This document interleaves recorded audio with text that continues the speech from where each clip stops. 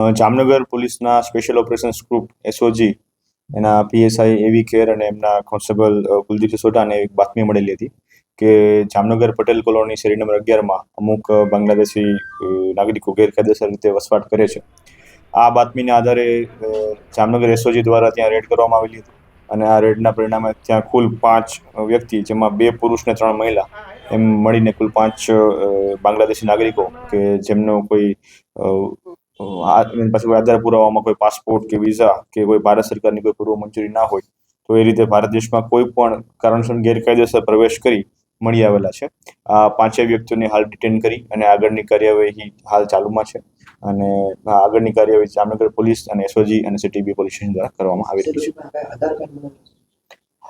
જે એ બાબતની હાલ તપાસ ચાલુ છે કે એમની પાસે મળેલા જે કોઈ પણ ઓળખ કાર્ડો છે અલગ અલગ પ્રકારના, એ ક્યાંથી મેળવવામાં આવેલા છે, કેવી રીતે મેળવેલા છે અને કેટલા પ્રકારના તમામ પાસે બીજા અન્ય આધાર કાર્ડ સિવાયના પણ બીજા કોઈ આની પાસે આઈડેન્ટિટી પ્રૂફ છે તો એ કેવી રીતે મેળવવામાં આવે છે એની તપાસ ચાલુ છે.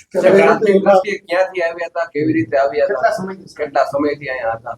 ના, એ બાબતની જે આશરે છેલ્લા 10 થી 15 દિવસથી અમુક જે એમાંથી હતો વ્યક્તિ એ આવેલો હોય એ બાબતની પ્રાથમિક બાતમી હતી, પરંતુ ખરેખર તે લોકો કેટલા સમયથી ગુજરાતમાં અથવા તો જામનગરમાં કેટલા સમયથી છે, ગુજરાતમાં કેટલા સમયથી છે અને ઇન્ડિયામાં ક્યારે ઘૂસણખોરી થયેલી છે એ બાબતની તપાસ ચાલુમાં છે.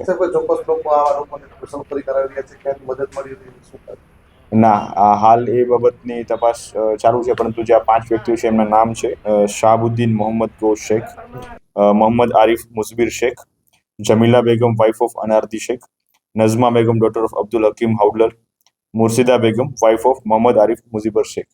આ 5 વ્યક્તિઓ હાલ રિટેન કરવામાં આવેલા છે અને આગળની કાર્યવાહી છે. ના, હાલ એ પ્રકારની કોઈ માહિતી મળેલી જે હાલ જે અમને રિટેન કરવામાં આવેલા છે એ મકાન ગુલામ મયુદ્દીન અબ્દુલ કરીમ ખાન કુગનાદાન એમનું મકાન હતું, જે પટેલ કોલોનીનું મકાન છે. સાહેબ, આની ઉપર કઈ ધારાઓ મુજબ ગુનો દાખલ કરવામાં આવશે? રીતે આવ્યા છે તો કોની સામે કાર્યવાહી? ધારો કે કોઈ સવાલ આપ્યું હોય એની સામે કાર્યવાહી? જે પણ આગળની પ્રક્રિયા છે એ પ્રાથમિક તપાસના અંતે કરવામાં આવશે કે એ એમની પાસે કેવા કારણોસર ક્યારે એમને પ્રવેશ ઇન્ડિયામાં કરેલો છે, ત્યારબાદ કોણે કોણે એમને શરણ આપેલી છે અથવા કોણે એમની મદદ કરેલી છે, મદદગારીમાં કોણ કોણ લોકો છે અને અથવા તો બીજું કોઈ ગુનાહિત પ્રવૃત્તિ એમણે કરેલી છે કે કેમ, તે તમામ બાબતોને ધ્યાનમાં રાખીને હવે પછી એનો ગુનો દાખલ કરવાની આગળની કાર્યવાહી કરવામાં આવશે. હાલ એ પ્રકારે કોઈ વાત નહીં મળી.